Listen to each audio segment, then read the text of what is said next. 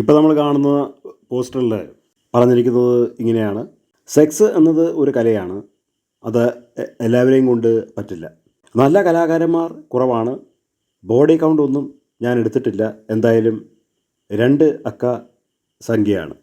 സെക്സിനെ കുറിച്ചുള്ളൊരു അഭിപ്രായമാണ് ഒരു നടി പറയുന്നത്. ആ നടി പറഞ്ഞത് അർത്ഥവത്തായിട്ടുള്ളൊരു കാര്യമാണ്. സെക്സ് പലർക്കും ചെയ്യാൻ അറിയില്ല എന്നുള്ളത് തർക്കമില്ലാത്തൊരു വിഷയമാണ്. നമ്മൾ സെക്സിനെ കുറിച്ച് എങ്ങനെയാണ് മനസ്സിലാക്കുന്നത്? നമ്മുടെ മാതാപിതാക്കളിലൂടെ, സോഷ്യൽ മീഡിയയിലൂടെ, സിനിമകളിലൂടെ ആണ്. വേറെ ചിലവർ വിവാഹം കഴിക്കുന്നതിന് മുമ്പേ പലരുമായിട്ട് സെക്സ് ചെയ്യാനുള്ള സൗഭാഗ്യം അവർക്ക് കിട്ടുന്നുണ്ട്.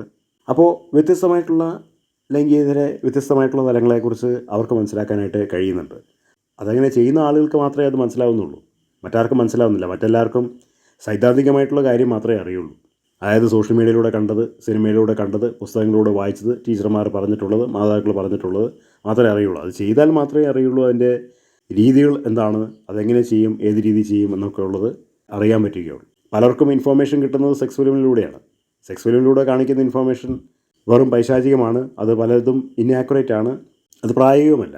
മനുഷ്യൻ്റെ മനസ്സിനെ മരവിപ്പിക്കുന്ന ചില കാര്യങ്ങളാണ് അതിലൂടെ കാണിക്കുന്നത്. അതുകൊണ്ട് അത് ചെയ്യാൻ അറിയുന്നവർ വളരെ കുറവാണ്. ചെയ്തിട്ട് സംതൃപ്തി കിട്ടാത്തവരാണ് പലവരും. അതുകൊണ്ടാണ് വിവാഹം കഴിച്ചിട്ടും അവിഹിത ബന്ധം ഉണ്ടാകുന്നത്. ലൈംഗികതയ്ക്ക് വേണ്ടിയിട്ടുള്ള യുദ്ധമാണ് ലോകത്തിലിപ്പോൾ നടന്നുകൊണ്ടിരിക്കുന്നത്. സംതൃപ്തികരമായിട്ടുള്ള ലൈംഗികത എവിടെ കിട്ടും? പല ദമ്പതികൾക്ക് അത് കിട്ടുന്നില്ല.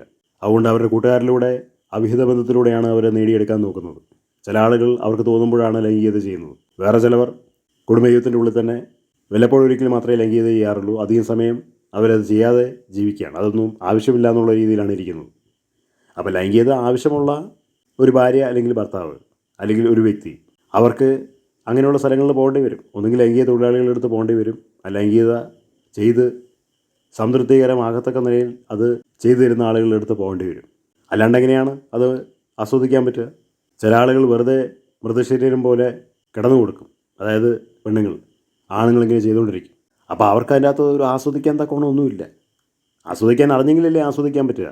ഇപ്പോൾ ഗിറ്റാർ വായിക്കാൻ അറിയുന്നവരുടെ കയ്യിലേ ഗിറ്റാർ കൊടുത്തിട്ട് കാര്യമുള്ളൂ. അതാണ് എൻ്റെ യാഥാർത്ഥ്യം.